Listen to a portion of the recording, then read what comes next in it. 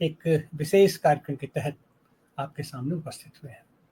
आप जानते हैं, समाजवादी आंदोलन के 90 वर्ष पूरे हो चुके हैं। 90 वर्ष, वैसे तो समाजवादी आंदोलन बहुत पुराना इसका इतिहास है। जब से इस धरती पर शोषण, दमन, उत्पीड़न शुरू हुआ, या धरती पर जब से सृष्टि शुरू हुई, सृष्टि में मानव आया, सारे प्राणी मात्र आए और उनके ऊपर एक दूसरे पर वर्चस्व स्थापित करने का प्रयास शुरू हुआ। और उसमें खास करके जब आदमी आदमी का शोषण करने लगा, दोहन करने लगा, उत्पीड़न करने लगा, तो वहीं से एक वैचारिकी आई संघर्ष की, कि अपने अपने अधिकारों के लिए, अपने अस्तित्व के लिए संघर्ष किया जाए। और वो संघर्ष पहले व्यक्तिगत होता था, फिर उसके बाद सामूहिक संघर्ष शुरू हुआ, और फिर वहीं से बीज पड़ता है समाजवादी आंदोलन का।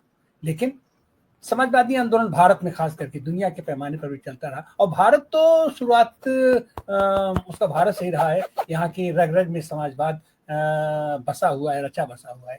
लेकिन यहाँ पर असली शुरुआत मानी जाती है 17 मई 1934, जब कांग्रेस सोशलिस्ट पार्टी की स्थापना हुई। मतलब समाजवादी आंदोलन एक सांगठनिक शकल लिया। उस उपलक्ष्य में देश में, देश भर के समाजवादी उसके बाद ये इकट्ठा होते रहे, लड़ते रहे, टूटते रहे। संगठन बनने की प्रक्रिया इतनी आसान प्रक्रिया नहीं होती है, उसमें तमाम उतार चढ़ाव आता है। वो भी उतार चढ़ाव यहाँ भी आया। सोशलिस्ट पार्टी सत्ता में भी आई, सत्ता से बाहर गई, अपनों से भी संघर्ष किया, दूसरों से भी संघर्ष किया। जिस तरीके से जो भी कोई भी आंदोलन का जो एक चरित्र होता है, वो सबके उतार चढ़ाव के साथ एक स्वाभाविक प्रक्रिया के तहत, एक प्राकृतिक प्रक्रिया के तहत समाजवादी आंदोलन आगे बढ़ता रहा। उस 17 मई 1934 को अगर हम आधार माने, तो अब हम 90 साल पूरे कर चुके हैं। और इस उपलक्ष्य में एक बार फिर समाजवादियों का, और खास करके जो इसके चिंतनशील लोग हैं, चिंतक वर्ग हैं, और इसके आंदोलनकारी लोग हैं, उनकी जो मंशा रही है कि पूरे देश में समाजवादी आंदोलन, समाजवादी पार्टी, समाजवादी दर्शन, समाजवादी जीवन मूल्य बेहतरीन तरीके से स्थापित हो, और पूरे देश के पैमाने पर एकता के साथ हम एक बार सत्ता में आए। सत्ता में हम सत्ता का सुख भोगने के लिए नहीं, बल्कि जो हम चाहते हैं, जो हम नीतियां क्रियान्वयन करना चाहते हैं, आम जनता के हितों के लिए जो हम काम करना चाहते हैं, उसको हम बेहतर तरीके से प्रतिपादित कर सकें। उसके लिए आपको मालूम है कि इसके पहले हम लोगों ने उसी समय एक आयोजन किया था पुणे में, लेकिन उस समय कुछ सामयिक परिस्थितियों की अनुकूल नहीं थी, उनको हमें टालना पड़ा। और भी फिलहाल हमने पूना में 19, 20, 21 सितंबर को एक बार फिर पूरे देश के समाजवादियों को, देश के क्या, दुनिया के भी, बाहर से भी लोग आ रहे हैं, विदेशों से भी लोग उसमें आ रहे हैं, और वहां हमारे साथी उसके आयोजन में लगे हुए हैं, मुस्तैदी के साथ लगे हुए हैं। उस आंदोलन से, समाजवादी आंदोलन से, समाजवादी पार्टी के आंदोलन से जुड़े हुए एक कर्मठ और एक कार्यकर्ता हमारे बीच हैं, डॉक्टर सुनीलम। डॉक्टर सुनीलम 2 बार समाजवादी पार्टी से विधायक रह चुके हैं मध्य प्रदेश में। वहां समाजवादी पार्टी के विधायक दल का नेता रह चुके हैं, और उससे ज्यादा अभी फिलहाल जो जहां कहीं भी शोषण, दमन, उत्पीड़न होता है, उसमें अग्रणी भूमिका में देखे जाते हैं डॉक्टर सुनीलम। अभी अभी जो हम लोगों ने 13 महीने का लगातार किसान आंदोलन देखा, उसके भी अग्रणी नेताओं में थे डॉक्टर सुनीलम। डॉक्टर सुनीलम किसान संघर्ष समिति के राष्ट्रीय अध्यक्ष हैं। डॉक्टर सुनीलम किसान संघर्ष मोर्चा के भी प्रमुख नेताओं में से हैं, और देश के पैमाने पर घूम घूम करके जहां कहीं भी देखे, देश के पैमाने पर समाजवाद की अलग जगाते रहे हैं। और यह जो आयोजन हो रहा है, इस आयोजन में भी एक मुख्य भूमिका में आप डॉक्टर सुनीलम हैं। तो आज हम उन्हीं से चर्चा करेंगे कि आखिर ये 90 साल के अपने यात्रा में हमारा समाजवादी आंदोलन की उपलब्धियां क्या रही, और इसके सामने चुनौतियां क्या रही। तो हम चाहेंगे डॉक्टर सुनीलम, आप इसकी शुरुआत समाजवादी आंदोलन का, एक तो जैसे 17 मई 1934 को तो इसका स्थापना हुआ, और उसमें हमें फक्र है इस बात का कि हमारे बनारस से जुड़े हुए साथी आचार्य नरेंद्र देव जो समाजवादी आंदोलन के इंसाइक्लोपीडिया हैं अपने हिसाब से, बौद्ध दर्शन के, राजनीति के, समाजशास्त्र के, अर्थशास्त्र के, और तमाम भाषाओं के विद्वान थे। उन्होंने उसकी अध्यक्षता की थी उसकी। और उतना ही नहीं, उन्होंने एक नैतिक मूल्य जो होता है समाजवादी दर्शन का, समाजवादी आंदोलन का, उसको निभाते हुए जब उन्होंने कांग्रेस पार्टी से, ये शुरुआती दौर में समाजवादी पार्टी, ये सोशलिस्ट पार्टी के लोग कांग्रेस के अंदर रह करके काम कर रहे थे, तो वो चूंकि कांग्रेस से चुने गए थे, इसलिए जिस दिन उन्होंने वो कांग्रेस से इस्तीफा दिया और ये हुआ कि नहीं, अब सोशलिस्ट पार्टी कांग्रेस का अंग नहीं रहेगी, सोशलिस्ट पार्टी अलग से अपने अस्तित्व में रहेगी, तो उन्होंने केवल कांग्रेस से इस्तीफा नहीं दिया, वो और उनके 11 साथी विधानसभा से भी इस्तीफा दे दिए और फिर उपचुनाव में आए। फिर उसके बाद आगे क्या हुआ, कैसे हुआ, हम इसकी ये विशद व्याख्या करेंगे, हम उस पर विशद अपना चर्चा करते रहते हैं क्या है। लेकिन आज हमारा मकसद है कि ये पूरे समाजवादी आंदोलन के 90 साल की इस यात्रा में हमारी उपलब्धियां क्या रही और हम पाए क्या थे। और तो डॉक्टर सुनीलम, आपका बहुत बहुत स्वागत है इस अपने इस कार्यक्रम में। तो हम चाहेंगे शुरुआती दौर की चुनौतियां क्या रही हमारे सामने, हम कैसे एक कांग्रेस के अंदर हम उसको रह करके सोशलिस्ट पार्टी की स्थापना करने के लिए विवश हुए, या यह बीज पड़ा हमारे नेताओं के दिमाग में। बहुत बहुत शुक्रिया आपका तिवारी जी, आपको जन्मदिन की बहुत बहुत शुभकामनाएं। आप दीर्घायु हों, स्वस्थ रहें, ये कामना करते हैं। जो विषय है वो बहुत महत्वपूर्ण है। 17 मई 1934 को कांग्रेस सोशलिस्ट पार्टी बनी, लेकिन इसके पहले जो इसकी पृष्ठभूमि है वो नासिक जेल से शुरू होती है। नासिक जेल के अंदर कांग्रेस सोशलिस्ट पार्टी के प्रमुख नेता जेल में थे, सभी युवा थे।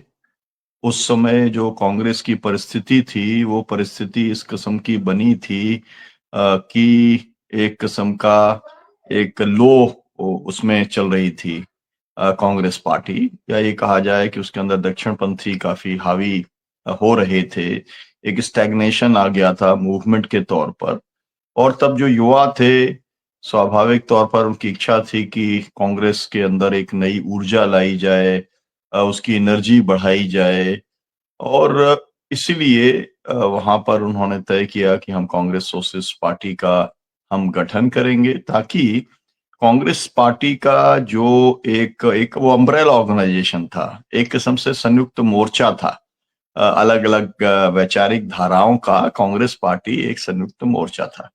तो उसके अंदर उन्होंने तय किया कि हम लोग इस पार्टी के अंदर, इस मोर्चे के अंदर प्रगतिशील विचार को, वामपंथी विचार को, समाजवादी विचार को, मार्क्सवादी विचार को, लोकतांत्रिक समाजवादी विचार को हम कैसे कांग्रेस के भीतर मजबूत करने का काम करें, और साथ में हम जनता को इतना जागरूक करें, प्रशिक्षित करें कि देश जब आजाद हो तो जो समाजवादी मूल्य हैं, उन मूल्यों की तरफ ये देश आगे बढ़ सके।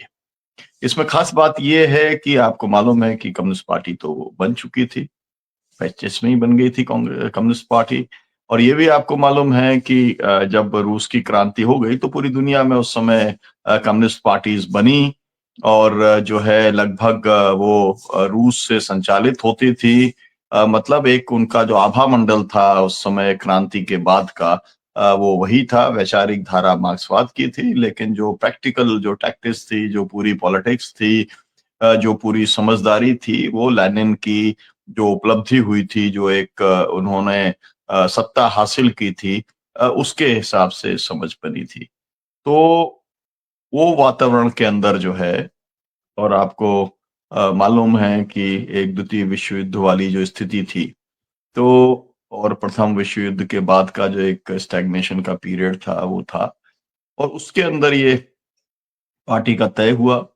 पार्टी के बारे में ना केवल डिस्कशन हुआ, उसकी रूपरेखा बनी, और फिर जो है 21-22 अक्टूबर को बॉम्बे में जाकर के उसका सम्मेलन हुआ। लेकिन पार्टी का जो गठन है वो 17 मई 1934 को हुआ, अंजुमन इस्लामिया हॉल में हुआ, पटना में हुआ, 100 समाजवादियों के द्वारा किया गया। अब ये बहुत महत्वपूर्ण बात है कि आज हम जहां पर खड़े हैं 90वीं साल के अंदर, वो 100 समाजवादियों के इनिशिएटिव का परिणाम है।